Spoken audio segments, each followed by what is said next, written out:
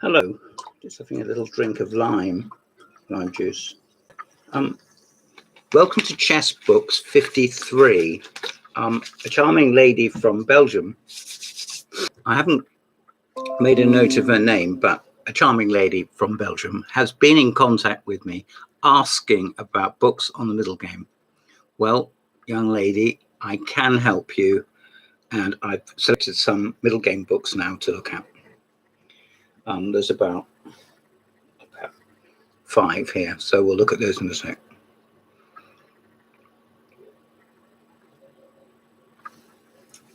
The first of these has been recently revamped by the publishers. I'm sure the author is dead. This came out in the 1960s, a Pergamon book. Whether in fact Captain Robert Maxwell, was part of the organization then, I don't know. It's called The Art of Attack in Chess, and it's by Vukovic. And it has been, the English translation has been edited by my great hero, P.H. Clark. As you can see, it's an extremely detailed textbook, and this is absolutely brilliant. I love it. I love it. This is a tatty old copy in paperback, but I don't care. It's just wonderful. As you can see, it's an English descriptive notation, and there have been updates of this recently, and in the last year, the involvement of the English Grandmaster Simon Williams has brought about another revival. I don't quite know what Simon's done, but if it was necessary to the originals, who better than him? One of our best attacking players to do it. Here's a book on strategy. It's a very small book, and it's always revered. It's by Michael Steen, long retired from chess. He went into accountancy, I'm sure on a high level. He became English number 2 in about 1980, having fought his way through. And it deals with, I'll just read you out the chapter headings. It's a Faber. My goodness, did they know what they were doing when they published this? And it deals with outposts, weak pawns, open files, half open files, the minority attack, black and white squares, and space. In other words, who's got more room to maneuver. It's a small book of 116 pages. And believe you me, he must have put a lot of work into making, as Klaus Fitz said about strategy, it is simple, but it is not easy. There's a lot of basic wisdom here. If you haven't got a copy of this and you are about 1700 ELO or better, give it your time. I don't know if it's still in print. It deserves to be, but copies are not hard to come by. Here is something that is hard to come by. And I'm not certain, since it's an American publication, excuses, what quite the history of this book is. It is by Larry Evans, who obviously was a strong, though not world-class, American grandmaster. He's taken new ideas in chess. He's taken the title. It's by Retty, isn't it? This is a Cornerstone publisher. This is the name of the publisher, from New York. And it's a reprint, no doubt brought out because of Fisher Spassky in 1973. And it deals with various positions. Just gives a little bit of text, footnotes. But Evans is in this. Latterly, Larry Evans sustained extremely serious criticism, but in this time, he was up there with the great authors. This is probably as good as Steen's book, and that's a way of saying this is a very good book. Nice simple ones. They're saying, what's the best move here? Because believe you me, if you want to improve, tactics are the way to go. White playing 2, white mating 2, white mating 3. It deals with positional sacrifices, simplification, in other words, when to exchange pieces.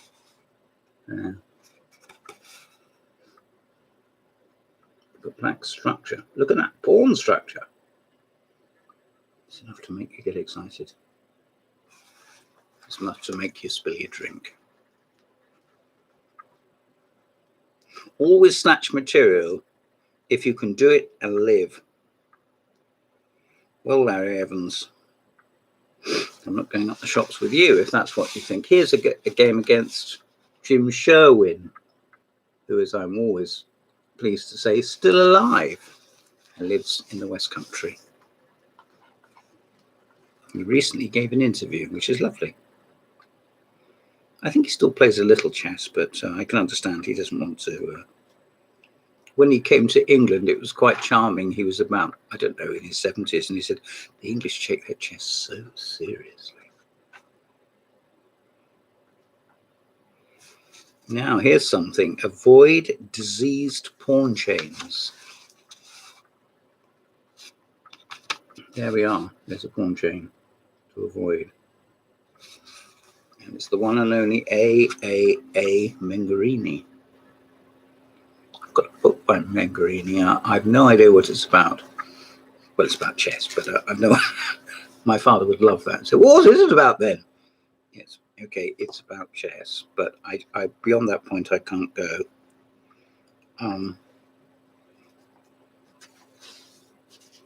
There we are. I bought this on eBay. It was one of the first books I bought.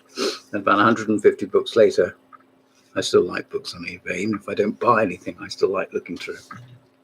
Now, here is really quite a find.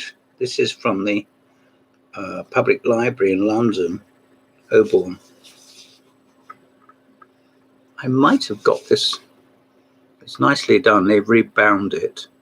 The Middle Game in Chess by Reuben. Fine is often remembered for being author of a cracking book on endings, of course. But he wrote on other phases of the game. I don't like his opening books at all.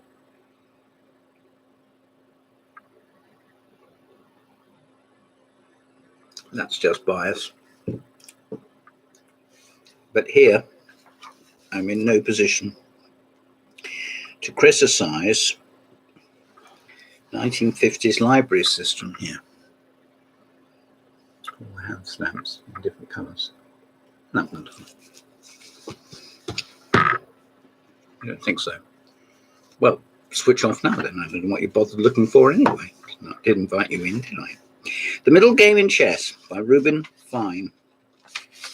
This was published in London in 1953. Well, if it was, they can't have published many because I haven't run across this in a week. Months of Sundays. Deals with combinative art, massive chapter, the mating attack, various basic mates, how to analyze a position, superior pawn structures. We can all do with a superior pawn structure. Don't you think otherwise? More about superior pawn structures and attacking the king. A position Bob Wade loved all his life. There it is. You probably got it from there. So look at the bishop is attacking the rook in the corner, and you leave it there.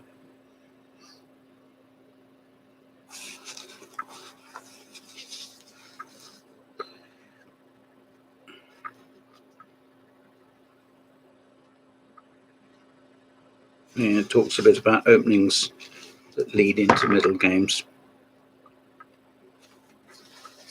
Entering the end game. Again, more talk about structure. You wouldn't get such detailed breakdown in many other books. And yet the format is pleasing, and it extends to over 400 pages. In other words, this is detailed. I wouldn't have thought it was that advanced, though. Not everyone's going to want a book in English descriptive notation. I've spoken of this before, and I regret that, but there's nothing I can do about it.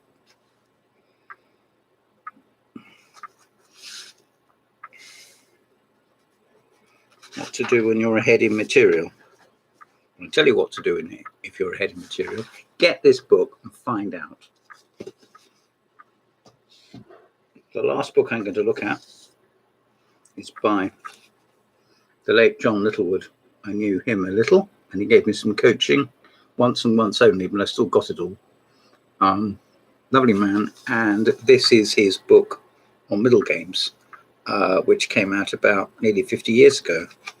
It is very advanced. I think John thought that it was for, club players around in English grades about 120. Well, it's not. It's more like 150, 160. So in ELO terms, I can never do the exact conversion these days, but about 1800.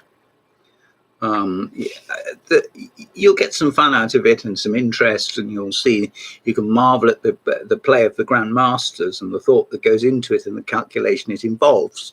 But what you won't do is necessarily being able to emulate them. And there will be some points at which you'll probably get, dare I say, even bored or just confused if you are a weaker player, as I am, even at my best. So, well, there's plenty of examples of players from Northern Europe and England, of course, and even John sticks in his own games, I expect. I can't really remember. But it is basically examples of attacks and strategic ploys, what to do with your king, i.e. keep it out of danger, but don't keep it out of the game. That's rather good, isn't it? Keep it out of danger, but keep it out of the game. It's something about pawns. Well, how can you not be interested in pawns? And a wonderful example of where Reti said that the queen should go on rook 1. There's the queen on rook 1. See? You would think, well, out of harm's way, don't you believe it? When John rewrote this, well, he updated it, he put in examples by all his friends. I went through it and I knew his friends were, because I was on the list of getting stuff from him, and also from our mutual friend Otto Hardy. And I think there's one or more games by Otto in here. Or rather not in here, but the later editions. This is the Batsford one, I think. Yes. This is the Batsford one. It was a Collins when it first came out. And they didn't go to very much expense to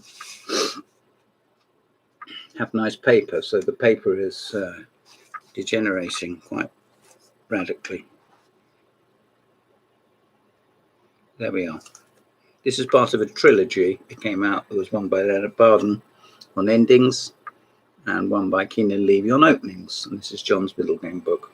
But as I say, of the three phases of the three books, this is by far the most advanced. Thank you for listening. This has been Chess Books 53. I'm James Pratt. Thank you for your time.